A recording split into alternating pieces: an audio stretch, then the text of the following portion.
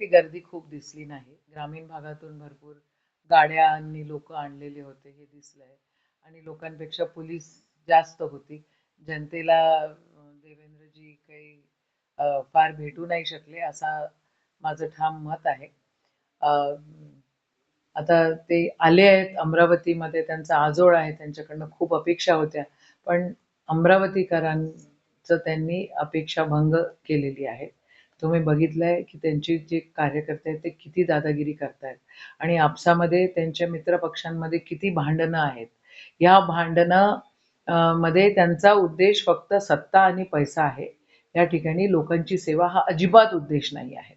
त्यांचे तेच भांडतायत आणि त्यांचे तेच एक दुसऱ्यांना मारणार आहे, ही वस्तुस्थिती आहे. मागच्या वेळेला 45 होते, यावेळेला 20च्या वर 25च्या वर ही लोक नाही जाऊ शकणार, ही पण एक फॅक्ट आहे, ही वस्तुस्थिती आहे. आणि आदरणीय देवेंद्रजींनी घोषणा केली की आम्ही खूप विकास केले, खूप आम्ही पैसा आणलेला आहे. कुठं विकास? तुम्ही बघा, ट्रॅफिक रूल्स बघा तुम्ही, का एवढी ट्रॅफिक आणि का एवढी घाण आहे?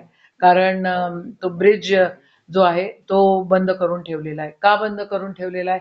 कारण एका आमदाराला तिथली जागा धडपायची होती म्हणून त्यांनी तो ब्रिज बंद करून ठेवलेला आहे. मग ट्रॅफिकचं नियोजन आहे का? नाही आहे. घाण अख्खं अमरावतीमध्ये घाण आहे. घाण उचलायला ठेकेदार कोणाचे आहेत? कोणत्या तरी एका आमदाराचे असतील आणि मग ते सत्तेधारीमध्ये आहेत. मग याची व्यवस्था आदरणीय देवेंद्रजींनी काय केली? क्राईम रेट केवढ्या मोठ्या प्रमाणामध्ये क्राईम अमरावतीमध्ये होत आहेत आणि गुंडागर्दी करणारे लोक, त्यांचे गुंडागर्दी करणारे लोक, त्यांचे कॉन्ट्रॅक्टर करणारे लोक आज त्या ठिकाणी नगरसेवकांच्या इलेक्शनमध्ये उभे आहेत. म्हणजे हे कॉन्ट्रॅक्टर नगरसेवक आणि नगरसेवक मधनं परत कॉन्ट्रॅक्टर, असा हा गोंधळ आहे. हा गोंधळ निस्तरता बीजेपीला आलेला नाही. हा गोंधळ सत्ताधारी जे आमदार आहे ते राष्ट्रवादी अजित पवारांचे असो किंवा अजून अपक्ष लोक असो जे बीजेपीला सपोर्ट करतायत, त्यांचा फक्त गोंधळ आहे. आज आपण बघितलं पैशाची उधळपट्टी, हा गोंधळ, हे नाही अपेक्षित लोकांना. देवेंद्रजींकडनं अपेक्षित नाही. त्यांचं आजोळ आहे, त्यांनी व्यवस्थित लक्ष द्यायला पाहिजे होतं, पण त्यांनी दिलेलं नाही आहे आणि याचं उत्तर त्यांना इलेक्शन नंतर भेटणार आहे.